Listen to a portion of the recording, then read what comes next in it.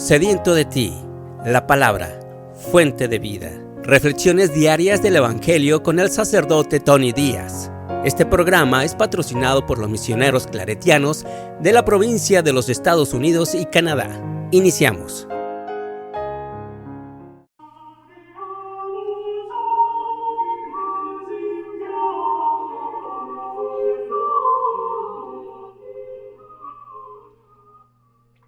Bienvenidos hermanos a nuestras reflexiones del Evangelio del día. Hoy es martes de la 11ª semana del tiempo ordinario. Martes de la 11ª semana del tiempo ordinario.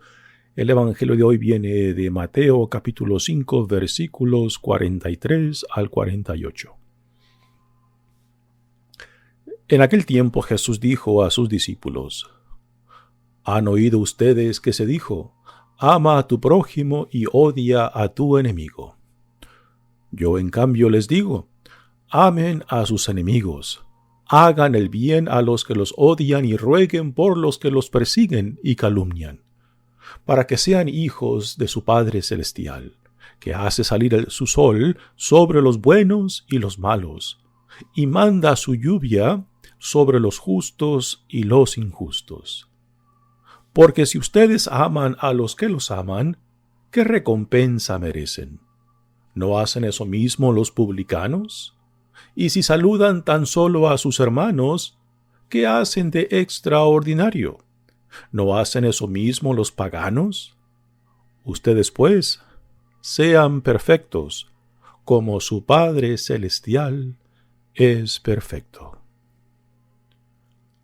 Palabra del Señor. Muy bien, demos comienzo a nuestra reflexión del Evangelio de hoy. Nuevamente tenemos otra enseñanza que la mayoría de nosotros nos repugna al escuchar estas palabras de Jesús. Y quizás la mayoría nos preguntemos: ¿en serio, Jesús? ¿Estás hablando en serio? ¿Qué tipo de persona es la que es capaz de vivir, de relacionarse con otros tal y como Jesús aquí nos llama? Por ejemplo, siguiendo el Evangelio de ayer, en el cual Jesús nos invita a no dejarnos definir por las acciones, palabras o actitudes de otros. Y lo de ayer está conectado íntimamente con el de hoy. Él le sigue, y en este otro ejemplo de los 6 ejemplos que Jesús da en torno a lo que él se refiere cuando habla de que él vino para traer la plenitud de la ley mosaica, para enseñarnos que no basta simplemente seguir la ley mosaica, sino que para ser hijos e hijas del reino de Dios, para ser sus discípulos, tenemos que fundar nuestras vidas en el amor, en la compasión, en la misericordia, tal y como Jesús lo modela. Y Jesús nuevamente no exige nada a sus discípulos y a nosotros que él mismo no estaba dispuesto a someterse y a seguir.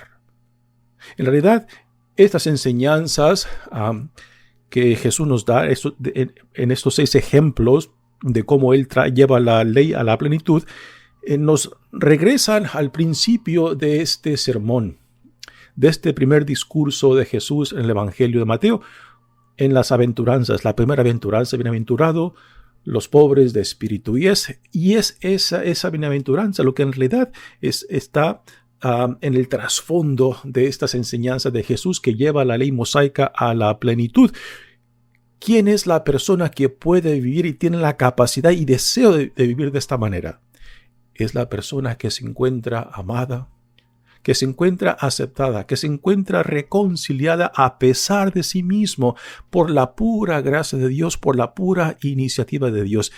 Entonces, tal persona, tal hombre, tal mujer que se encuentra amado, aceptado, sanado por la pura iniciativa de Dios, entonces, ¿cuál es? ¿Cuál es la forma más adecuada de responder a esta iniciativa de Dios en Jesucristo? Y la forma más adecuada para responder a esta iniciativa de Dios es la gratitud. Cuando uno reconoce que a pesar de mí mismo, que a pesar de mis pecados, a pesar de mis bajezas, a pesar de mis traiciones, a pesar de que yo le he dado la espalda a Dios, Dios ha venido constantemente detrás de mí para salvarme de mí mismo. Y el vivir esta experiencia de saberte amado, saberte reconciliado, entonces es lo que hace posible hacer con otros precisamente lo que Dios ha hecho contigo. Dios buscaba simplemente tu bien. Dios busca simplemente mi bien. Y por eso estas palabras en esta enseñanza, cuando Jesús dice que seamos como Dios, que hace salir su sol sobre los buenos y los malos, y que hace llover sobre los justos y los injustos. Dios solamente busca el bien de sus hijos y sus hijas. Aquellos que aprecian lo que Dios derrama sobre ellos son los justos, son los que reconocen la iniciativa de Dios, son los que reconocen que a pesar de uno mismo somos amados. Y entonces esto es lo que provoca el deseo de corresponderle a Dios en el prójimo, de hacer con el prójimo lo que Dios ha hecho conmigo. El que no aprecia lo que Dios derrama sobre uno, entonces, son aquellos desdichados que simplemente no aceptan, que rechazan y rehúsan identificarse con lo que Dios en Cristo está llevando a cabo. Así que no podemos simplemente decir esta enseñanza de Jesús es injusta, es insoportable, porque ni siquiera hemos atentado ponerla a prueba. Tristemente, en este primer discurso de Jesús, en el Sermón de la Montaña, encontramos el corazón del Evangelio de Jesús, de sus enseñanzas, de su visión del reino de Dios. Y qué triste que es el discurso al cual menos le damos importancia. Preferimos irnos a los 10 mandamientos, que en comparación a estas enseñanzas de Jesús no se comparan. No se comparan para nada, y qué tristemente que la mayoría de cristianos prefieren mejor simplemente utilizar los 10 mandamientos como la regla para nuestra vida. Los 10 mandamientos para Jesús es apenas el comienzo. El ser un buen cristiano no simplemente es evitar el pecado, es apenas el comienzo. El ser un cristiano, el ser un discípulo de Jesucristo, el ser un ciudadano del reino es vivir según los principios del amor, de la compasión, de la misericordia, de la justicia de Dios, pues por esto seremos juzgados.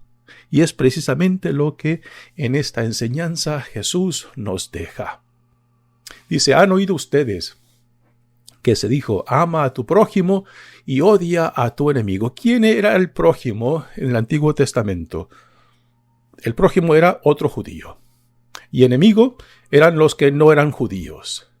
Y Jesús toma este mandamiento, esta enseñanza que encontramos en el Antiguo Testamento, lo encontramos en el libro del Éxodo, y dice, no es suficiente esto, porque tenemos que ser perfectos como Dios es perfecto. ¿Y cómo es que Dios es perfecto? De que Dios ama todo cuanto ha creado, y todo cuanto ha creado Dios quiere y desea que llegue a la plenitud para la cual hemos sido creados.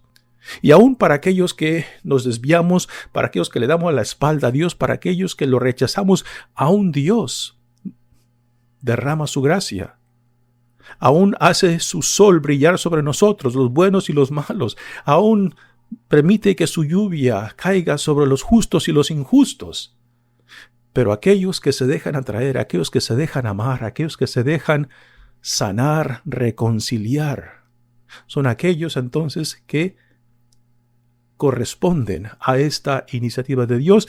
Y nuevamente esta experiencia de saberte amado, perdonado, reconciliado a pesar de ti mismo es lo que hace posible este tipo de persona que Jesús está describiendo. Aquellos que hacen con el prójimo lo que Dios ha hecho conmigo. Esta es la experiencia fundamental. Y si no se ha vivido esta experiencia fundamental, que también le llamamos conversión o metanoia, que es la palabra que utiliza el Nuevo Testamento, pues entonces vamos a escuchar estas palabras de Jesús y les vamos a rechazar inmediatamente porque se nos hacen injustas. Pero aquellos que por la gracia de Dios se han encontrado amados, perdonados, sanados, transformados por la pura iniciativa de Dios, entonces esta es la única manera de poderle corresponder a Dios en su iniciativa de salvarnos y de salvarnos aún de nosotros mismos. Yo en cambio les digo, amen a sus enemigos. Es una contradicción que un cristiano tenga enemigos. ¿Puede tener un cristiano enemigos? Puede tener dificultades con personas, puede tener diferencias aún de opinión, de forma de actuar, pero decir enemigos, que un cristiano tenga enemigos, es una contradicción. ¿Qué es lo que prácticamente aquí nos dice Jesús? Amen a sus enemigos, hagan el bien a los que los odian y rueguen por los que los persiguen y calumnian. Estas palabras nos remontan a lo que escuchamos ayer, que un cristiano, un discípulo de Jesucristo, un ciudadano del reino de Dios, no puede dejarse definir por las acciones, por las palabras o por las actitudes de otros.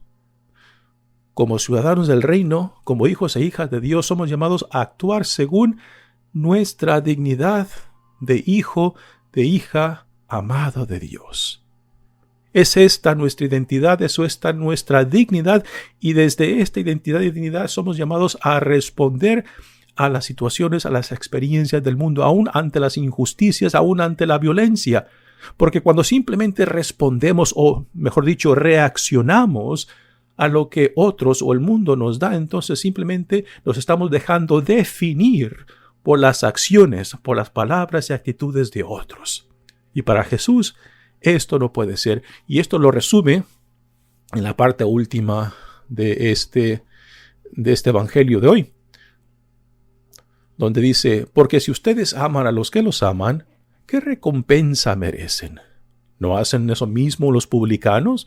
¿No es lo que hacemos nosotros día tras día, simplemente buscando nuestro porvenir, nuestras motivaciones? O sea, aquello que es de mi interés.